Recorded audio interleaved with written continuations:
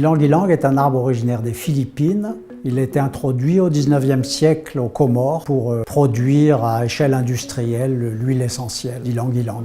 Ce qui a attiré la préférence ou le goût des parfumeurs pour l'ylang, c'est cette odeur extrêmement capiteuse. Le NRSC est une association constituée par 20 entreprises du parfum et de la cosmétique qui ont décidé de se regrouper pour faire ensemble des actions qu'elles auraient eu du mal à faire chacune de leur côté. Son objectif est de s'assurer de la pérennité et de la durabilité des filières des matières premières qu'elles utilisent.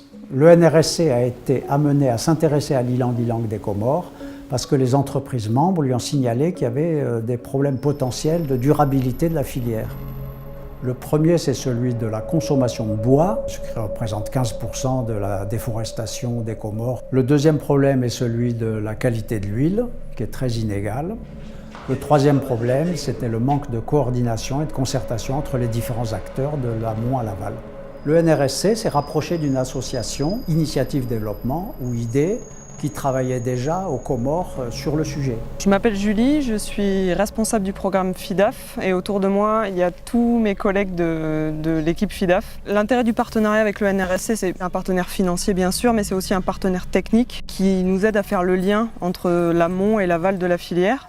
IDE avait développé des prototypes d'alambics qui consommaient 50% de bois en moins. Le NRSC a aidé IDE à les développer et à les installer un peu partout dans l'île. La chaleur ne va pas sortir là tout de suite, mais elle va se trouver dans l'obligation de circuler et puis entrer dans les tuyaux. Bakolini wahimo wahipara wanankunu waho kiasi usipare ufanye hazi yao siku ya hungia ela maurdi ya mabako ya handa na kuyarumia mana yayo mana ni mkasinja ela ezimpuni titi mabako normali au pia zibongo senda fete rara na ya handa ya na kufanya hazi hunu pia activité pia c'est bon. Bengo jalini wekamba upepo vavo talisha belini wa mupara idegria. On a essayé d'économiser aussi vite pour remplacer tous les autres alambics qu'on avait installés.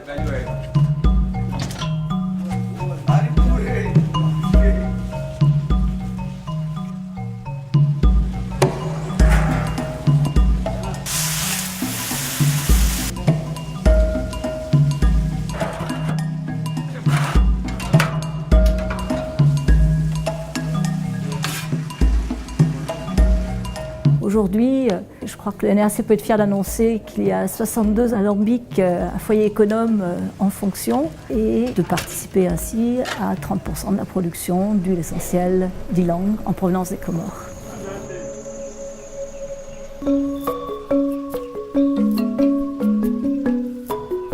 Par rapport au rapport de la FAO, nous sommes 4e au taux de déforestation mondiale. Pour pallier la déforestation et le besoin en bois, le NRSC a contribué à lancer un programme de plantation. Aujourd'hui, il y a 20 000 arbres qui ont déjà été plantés.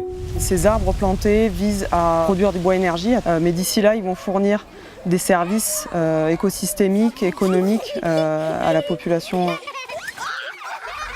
Anarihafili anahemerwa kwamba mirio ntongehanda yo hifadhi ardhi ikamba neyo ushotengeleze ardhi yani ardhi ikairemwana jwa nguvu yo tena yo jotsenge samba mwiri wakati kwamba ni wavwa hano hale wo shondolea mnyayo mwiri ule kama ne wabavuni yani wo jongeza mkabala ya amaji. C'est des pépiniéristes eux-mêmes qui ont choisi d'introduire des nouvelles essences, notamment parce que c'était demandé par la population. Et certaines personnes sont motivées à replanter des arbres et à s'engager dans le projet. Oui.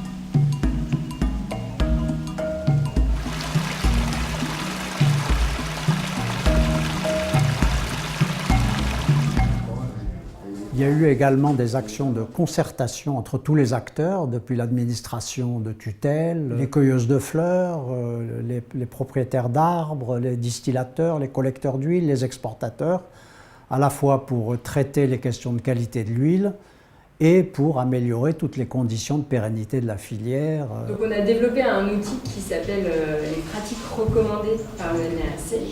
On a regroupé un certain nombre de représentants de tous les acteurs de la filière pour discuter et réfléchir sur les problématiques de la filière e-langue et surtout les recommandations. Le NRSC fait remonter toutes ces informations auprès de ses membres, leur explique les conditions de production. Le cahier des charges permet de définir ce qu'ils peuvent demander à leurs fournisseurs et ce qu'ils doivent eux-mêmes fournir. Les pratiques recommandées par le NRSC sont un guide qui nous permettent d'identifier les enjeux liés à une filière et une base de discussion qui nous permet d'entamer le dialogue avec nos fournisseurs pour identifier les points clés qui devraient être adressés afin d'assurer la pérennité de l'ingrédient. Les gens commencent à prendre conscience qu'il est grand temps que l'interprofession se mette en place afin de pouvoir justement capitaliser sur cette filière qui est une filière porteur. Aujourd'hui, le NRSC a rempli son mandat. Tout le monde est informé des conditions de production et des pratiques qu'il faut appliquer pour que la filière soit pérenne. Avec la belle embellie sur les prix de l'huile, tout est en place pour que l'huile d'ylang-ylang des Comores reste un composant essentiel des grands parfums du monde dans une filière respectueuse de l'environnement et des hommes.